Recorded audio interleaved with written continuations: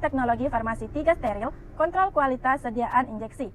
Tujuan dari praktikum ini, 1. Mampu memahami proses kontrol kualitas sediaan injeksi. Kedua, mampu menganalisis tujuan dan fungsi kontrol kualitas sediaan injeksi. Ketiga, mampu melakukan pengujian kontrol kualitas serta dapat menyimpulkan sediaan injeksi sudah memenuhi persyaratan ataupun belum. Menurut Asauri 2004, kontrol kualitas berupa usaha memastikan apakah kebijakan dalam mutu atau kualitas dapat tercermin dalam hasil akhir kualitas sebagai jaminan. Dengan kata lain, pengawasan kontrol kualitas merupakan usaha untuk mempertahankan kualitas dari barang-barang yang dihasilkan agar sesuai dengan spesifikasi produk yang telah ditetapkan sebelumnya berdasarkan kebijakan suatu perusahaan. Menurut Jaspers 2005, faktor-faktor penting yang terdapat dalam kegiatan kontrol kualitas diantaranya menentukan atau mengurangi volume kesalahan dan perbaikan, menjaga menaikkan kualitas sesuai standar serta mengurangi keluhan konsumen. Untuk mengetahui apakah kualitas produk yang dihasilkan sesuai dengan yang direncanakan, maka diperlukan adanya pengawasan setiap proses dari awal sampai dengan produk akhir. Dengan menggunakan statistika kontrol kualitas, perencanaan dan hasil akhir dapat diketahui sehingga kebijakan yang akan diambil berdasarkan objektivitas fakta. Kontrol kualitas sediaan injeksi bertujuan agar mendapatkan produk sediaan injeksi yang memenuhi persyaratan yang telah ditetapkan, serta mutu dari produk sediaan injeksi yang diproduksi hasilnya baik dan sesuai yang diinginkan, serta aman dan nyaman dalam pemakaian pada pasien. Suatu sediaan injeksi dapat dikatakan layak untuk dipasarkan dan digunakan yakni apabila sediaan tersebut memenuhi semua persyaratan dari kontrol kualitas yang dilakukan. Satu pun yang tidak memenuhi, maka sediaan tidak layak untuk digunakan. Prosedur kerja. Yang pertama, uji pH. Siapkan sediaan injeksi dan pH meter, kemudian kalibrasi pH meter, celupkan elektroda pH meter ke dalam sediaan injeksi, lalu pH yang didapat dicatat dan lakukan 3 kali replikasi. Kedua, uji kejernihan. Diperiksa dengan melihat wadah pada latar belakang atau belakang hitam atau putih, kemudian disinari dari samping.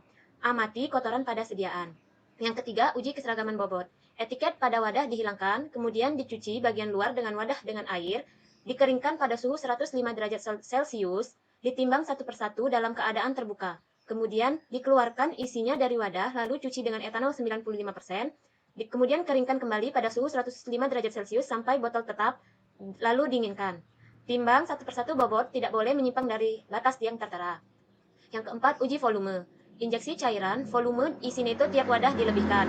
Kemudian untuk ampul 1 mili sebesar 10% dan vial 5 mili sebesar 6%. Uji organoleptis. Sediaan injeksi diamati warna, rasa, dan aromanya. Uji pirogenitas. Mencit umur 10 minggu, disuntik dengan NaCl fisiologis 0,2 mili, kemudian diukur temperatur mencit di dahi atau lubang telinga selama 90 menit sebelum penyuntikan dan tiap 3 menit 6 kali setelah penyuntikan. Dihangatkan larutan uji dengan suhu 38,5 derajat Celcius, kurang lebih 2 derajat Celcius. Injeksikan 0,2 mili secara IV selama kurang lebih 4 menit. Catat suhu tubuh selama 3 jam dengan interval 30 menit. Yang ketujuh yaitu uji sterilitas. Pindahkan sediaan dari wadah dengan squid injeksi, lalu masukkan dalam media agar di cawan Petri, kotak aseptis, diinkubasi selama 24 jam untuk bakteri dan 72 jam untuk jamur. Amati dan hitung jumlah koloni yang ada. Yang kedelapan, uji kebocoran. Bejana diisi Aquades 3/4, lalu dicatat volume yang digunakan.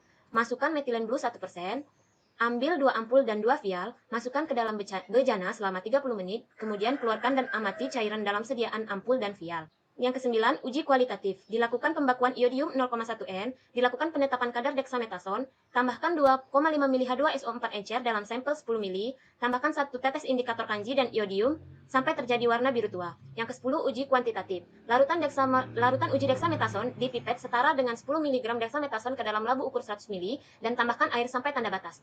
Dimasukkan 5 mili larutan dari labu ukur ke dalam corong pisah 125 mili. Dicuci 2 kali dengan masing-masing pencucian menggunakan 10 mili metilen klorida pekat dan dibuang air cuciannya.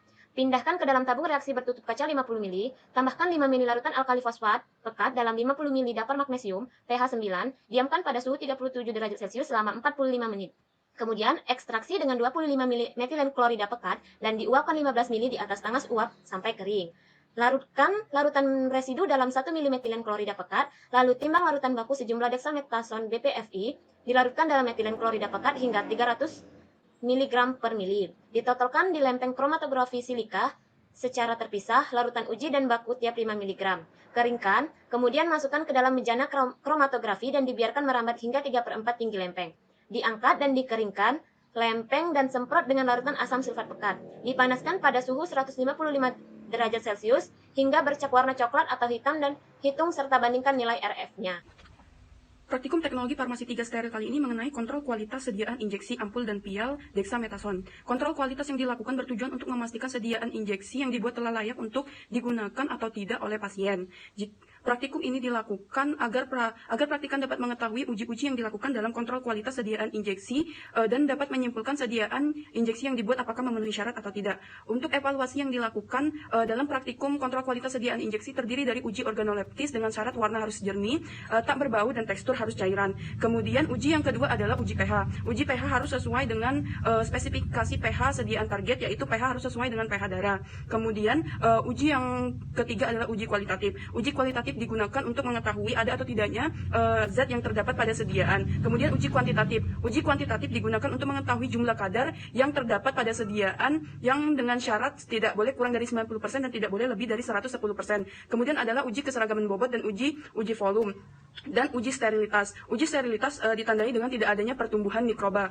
Kemudian uji kejernihan. Uji kejernihan itu warna harus jernih. Dan uji kebocoran. Uji kebocoran ditandai dengan tidak adanya warna biru ketika dicelupkan ke methylene blue. Kemudian dari hasil praktikum evaluasi yang dilakukan masih ada beberapa uji yang tidak memenuhi syarat. Hal ini disebabkan karena kurangnya sterilitas saat proses pembuatan sediaan injeksi. Kesimpulan dari praktikum kontrol kualitas sediaan injeksi kali ini yaitu proses kontrol kualitas itu merupakan proses di mana kita menjamin obat atau sediaan yang telah kita buat itu terjamin steril dan juga sudah sesuai dengan mutu pembuatan obat yang baik dan bisa diedarkan. Adapun fungsinya itu untuk memastikan obatnya tadi sudah steril dan aman untuk digunakan atau belum. Dan dan pembuatan ini sangat penting pada saat kita membuat sediaan. Kemudian untuk kontrol kualitas ini sendiri memiliki banyak uji, mulai dari uji organoleptis, uji pH, uji pirogenitas, uji keseragaman bobot, uji sterilitas, uji kebocoran, uji kualitatif, uji kuantitatif, kemudian ada uji kejernihan, dan yang terakhir itu ada uji volume. Ada pula syarat-syarat dari masing-masing uji tadi, seperti uji organoleptis yang harus sesuai dengan CPOB, uji pH yang harus sesuai antara sediaan dengan pH darah kita, kemudian ada uji pirogenitas dan yang telah disebutkan sebelumnya.